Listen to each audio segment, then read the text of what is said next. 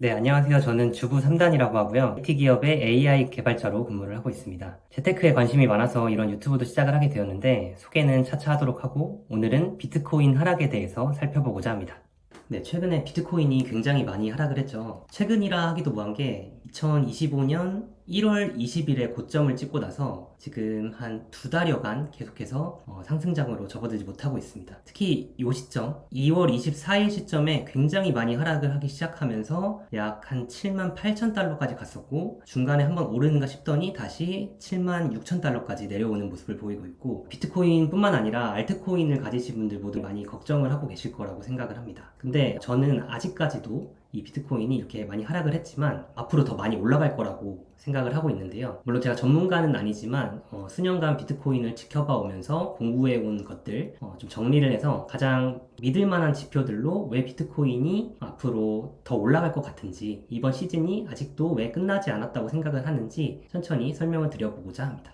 먼저 첫 번째는 이 비트코인의 30% 이상 조정은 상승장 중간에서 자연스럽게 나왔던 현상이라는 점인데요. 지금 하락장을 보게 되면은 7만 달러 고점을 찍고 나서 약 7만 7천, 6천 달러까지 내려오기까지 한 30% 정도의 조정이 나왔고요. 이 정도의 조정이 사실 다른 자산군, 예를 들어서 뭐 나스닥이라든지 부동산에서 30% 조정이 나왔다. 그럼 굉장히 큰 폭의 하락이지만 이 비트코인 같은 암호화폐에서는 30% 조정은 사실 그렇게 큰 하락은 아니었습니다. 그래서 지금 제가 이 차트에 표시한 것들이 비트코인의 상승장 중간에 나온 조정 시점들을 그 가격 하락폭이랑 기간까지 같이 표기를 한 건데요. 먼저 이 2017년도 상승장을 보시게 되면은 27년도에 굉장히 가파른 상승장 중간에서도 31% 하락이 나왔던 시점이 있었고요. 28% 하락이 나왔던 시점도 있었습니다. 그리고 우리가 흔히 두 번째 시즌이라고 부르는 이 21년도 상승장 이전에도 이렇게 14,000달러 고점을 찍고 나서 무려 3,800달러까지 72%가 하락하는 하락장도 있었습니다. 이때는 굉장히 오랫동안 한 7, 8개월간 하락을 한 것 같고요. 그리고 이 상승장 중간에도 31% 조정이 있었고 또 21년도 투자해본 분들은 아시겠지만 흔히 붓다빔이라고 부르는 이 5월의 하락도 굉장히 컸습니다. 55%의 하락이 있었고요. 그리고 이 정도의 조정을 거치고 나서 또 다시 한번 더블탑을 찍는 이 쌍봉을 찍는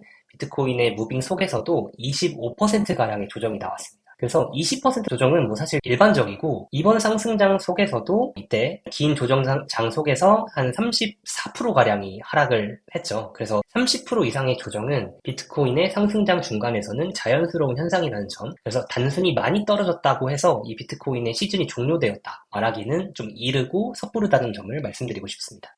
네, 두 번째 이유는 시기상으로도 좀 이르다는 점인데요. 어떤 시기가 이르냐? 바로 이 반감기 이후에 고점을 찍는 시기가 좀 이르다라는 점입니다. 일단 보시면은 이 파란색으로 그어놓은 선이 각 시즌의 고점을 의미를 하고요. 노란색으로 그어놓은 선이 반감기 시점을 의미를 합니다. 그래서 이 반감기가 시작이 되고 나서 고점이 언제 나왔는지를 보면은 지금 현재 시즌에는 언제 고점이 나올 것인가를 예측해 볼 수가 있는데요. 먼저 두 번째 시즌에는 지금 현재 차트에는 나와 있지는 않지만 16년 7월 10일에 반감기가 이루어졌고 2017년 12월 17일 정도에 트레이딩뷰 차트상으로는 두 번째 고점이 나왔습니다. 그래서 약 한 1년 5개월 정도가 상승장으로 이어졌다고 볼 수 있겠고요. 그리고 세 번째 시즌에는 5월 12일에 반감기가 달성이 되었고 약 21년 11월 10일까지 1년 6개월 정도, 1년 반 정도가 반감기 이후의 상승장으로 이어졌습니다. 그래서 지금 두 번째 시즌과 세 번째 시즌 모두 1년 반 정도가 반감기 이후에 고점이 나온 시기였다고 볼 수가 있겠고요. 이번 시즌, 네 번째 시즌의 반감기는 24년 4월 20일이었습니다. 그리고 만약에 이 시기를 고점이라고 본다고 하면은, 현재 하락을 하고 있는 이 시기를 고점이라고 본다고 하면은, 25년 한 1월 20일쯤이, 23일쯤이 고점이 되어야 되는데, 지금 보시면은 약 9개월 정도밖에 안 지났죠. 그리고 심지어는 반감기 이후에 상승도 좀 적었습니다. 기타 시즌에 비해서. 그래서 현재 이 11만 달러를 고점이라고 보기에는 반감기 이후에 상승도 좀 적었고, 반감기 이후에 시점도 굉장히 이르다라고 볼 수가 있겠고요. 만약에 두 번째와 세 번째 시즌을 따른다고 하면은 이번 시즌에도 1년 반 정도를 더해봤을 때 25년도 10월 정도가 고점이 될 수가 있을 것 같습니다. 네, 세 번째로는 다양한 지표를 통해서도 현재 비트코인이 고점에 다다르지 않았다라는 것을 추측해 볼 수가 있는데요. 지금 화면에 보이는 것은 MVRV 스코어라고 해서 Realized Value, RV 대비 마켓 밸류, MV의 비율을 나타낸 지표인데 쉽게 말해서 비트코인을 사람들이 이렇게 왔다 갔다 하잖아요. 전송을 하거나 뭐 사거나 이 비트코인이 왔다 갔다 했을 때 그 비트코인의 가격 대비 현재 비트코인 가격이 얼마나 올라 있느냐 에 대한 지표거든요. 그래서 물론 완벽하게 정확하지는 않겠지만 지금 수많은 시장 참여자들이 얼마만큼의 돈을 벌었느냐를 의미를 합니다. 그래서 이 MVRV 스코어가 만약에 뭐 10이다 라고 하면은 현재 시장 참여자들이 한 10배 정도 돈을 벌었다는 의미예요. 굉장히 많이 돈을 벌었다는 의미겠죠. 근데 이 MVRV 스코어가 뭐 0이다 아니면 마이너스다 라고 하면은 시장 참여자들이 거의 돈을 벌지 못했다 라는 것을 의미를 합니다. 이 지표를 가지고 비트코인의 고점을 추측을 해볼 수가 있는데요. 제가 지금까지 많은 지표들을 조금 살펴봤을 때 이 MVRV 스코어만큼 비트코인의 저점과 고점을 잘 맞춰주는 지표는 없는 것 같아요. 그래서 한번 자세히 살펴보도록 하겠습니다. 이때 13년도, 14년도, 보통 우리가 17년도 시점을 시즌 1이라고 부르고요. 21년도를 시즌 2라고 부르는데 그 전에 시즌 0가 있었습니다. 비트코인의 얼리 어댑터들이 많은 수익을 가져갔던 조상들의 시즌인데 이때 보시면은 MVRV 스코어가 9 또는 10 이렇게 굉장히 많이 올라간 것을 보실 수가 있고 우리가 첫 번째 시즌이라고 부르는 2017년도에도 MVRV 스코어가 고점에서 10 정도까지 높게 올라간 것을 보실 수가 있습니다. 21년도의 상승장에서도 기존의 상승장만큼은 아니긴 하지만 한 7 정도, 6.95니까 7 정도까지 MVRV 스코어가 올라가는 것을 보실 수가 있고요. 그렇다라고 하면은 좀 보수적으로 잡아도 이번 시즌에는 이 MVRV 스코어가 7까지는 아니어도 적어도 4, 5, 6 정도는 나와야 비트코인이 고점이라고 판단할 수 있구나 라고 생각을 해볼 수 있을 텐데 사실 이번 시즌 MVRV 스코어가 가장 많이 올라간 지점은 3 조금 넘는 정도입니다. 지금 여기서 만약에 비트코인이 고점을 치고 내려간다라고 하면은 이 MVRV G스코어 상으로는 좀 설명이 안 되는 상황인 거예요. 적어도 4는 넘어야 5 정도는 되어야 비트코인이 굉장히 많이 과열되었구나 라고 이야기를 할 수가 있을 것 같고 이 MVRV G스코어 상으로 지금 현재 하락장은 단순한 조정일 뿐이지 완전한 고점을 찍고 내려가는 그런 상황은 아니다 라고 할 수 있을 것 같습니다. 네, 다음 지표는 글로벌 M2 서플라이라는 지표인데요. 이 글로벌 M2는 쉽게 말해서 전 세계에 풀려있는 유동성을 의미를 합니다. 현금이 얼마나 풀려있느냐 그걸 의미를 하는데 당연히 비트코인은 유동성이 굉장히 민감하기 때문에 유동성이 많이 풀릴수록 비트코인 가격도 올라가는 모습을 보이게 됩니다. 그래서 검정색 차트가 비트코인 차트이고 파란색 차트가 글로벌 M2 서플라이를 의미를 하는데 이 글로벌 M2가 올라갈 때 비트코인 가격도 올라가는 것을 보실 수가 있고 글로벌 M2가 내려갈 때 비트코인 가격도 내려가는 것을 보실 수가 있습니다. 그래서 이 두 가지의 차트가 밀접한 상관관계에 있다라는 것을 알 수가 있고 또 재밌는 거는 단순히 상관관계만 있는 것이 아니라 이 글로벌 M2 지표가 비트코인 가격의 한 2달 정도를 선행해서 움직인다는 점인데요. 최근 1년 통화량과 비트코인 가격을 보시면은 파란색 M2 서플라이 지표가 6월 17일 정도부터 상승을 했다라고 생각을 해보면은 비트코인도 약 한 2달에서 2달 반 정도가 지난 한 8월쯤부터 상승을 하기 시작을 합니다. 그래서 글로벌 M2가 비트코인 가격에 선행한다. 이거를 보여주고 있고요. 또 여기서도 지금 보시면은 M2 글로벌 서플라이가 9월 30일 정도부터 하락을 하기 시작하죠. 그러면 역시 2달 정도 뒤인, 2달에서 2달 반 정도 뒤인 12월 16일 정도부터 또 하락을 하기 시작을 합니다. 그래서 역시 한 10주 정도의 텀이 있는 것을 보실 수가 있고요.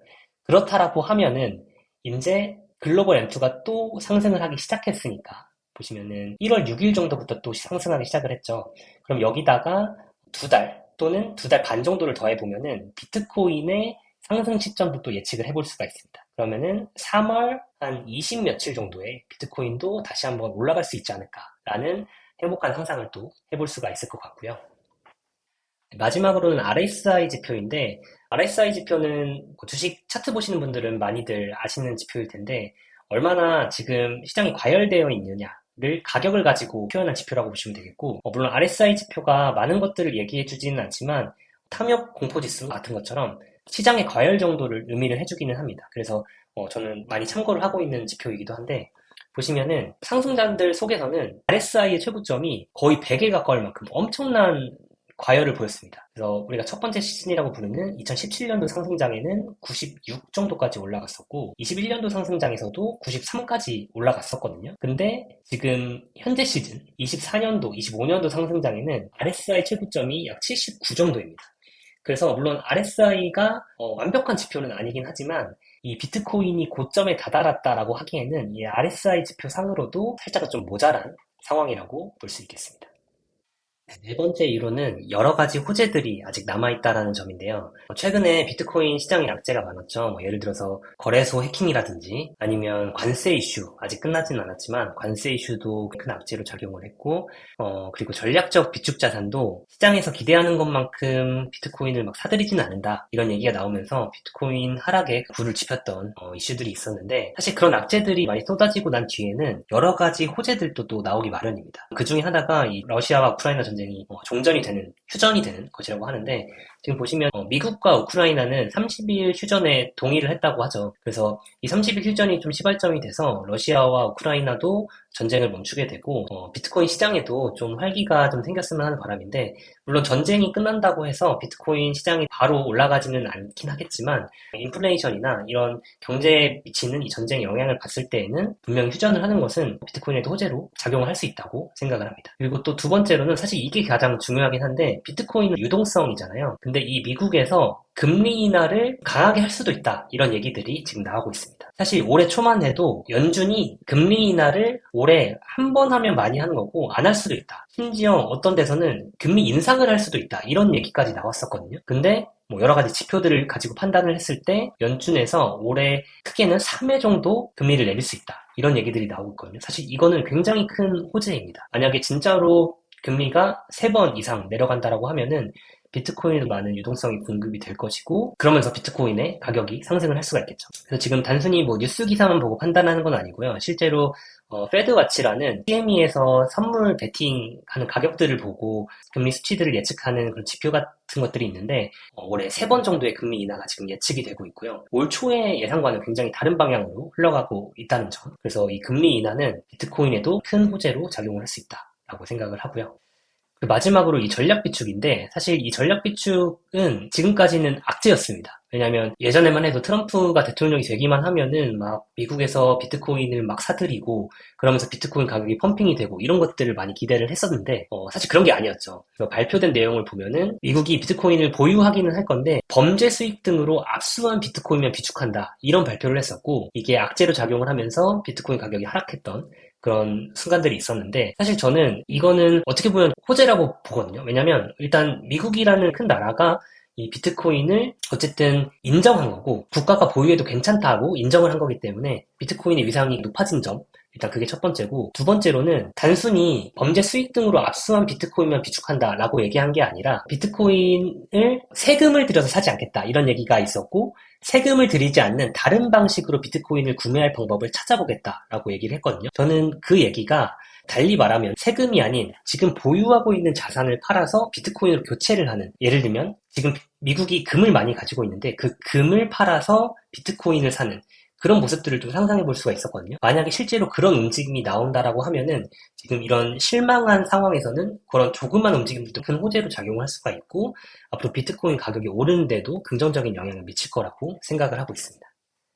네, 그리고 마지막으로 고래들의 움직임인데, 사실 요즘 같은 장은 고래들도 물리고 손절당하고 청산당하는 장이기 때문에 좀 고래들을 믿을만 하지는 못하긴 하지만, 어쨌든 이 기사를 보면은 라지 홀더스, 그러니까 고래들이 거의 6만 5천 개의 비트코인을 샀다고 합니다. 최근 30일 동안. 크립토퀀트 X에 올라와 있는 포스트에 나온 내용이고요. 보시면은 이 저점 구간에서 고래들이 또 많이 샀고, 또 사실 이 고점 구간에서도 고래들이 굉장히 많이 샀습니다. 고래들이 물론 지금 고래들도 물리고 있긴 하지만 고래들이 바보가 아니기 때문에 이렇게 많은 비트코인들을 사는 고래들을 믿고 투자하는 것도 저는 괜찮은 방법이라고 생각을 하고 있습니다.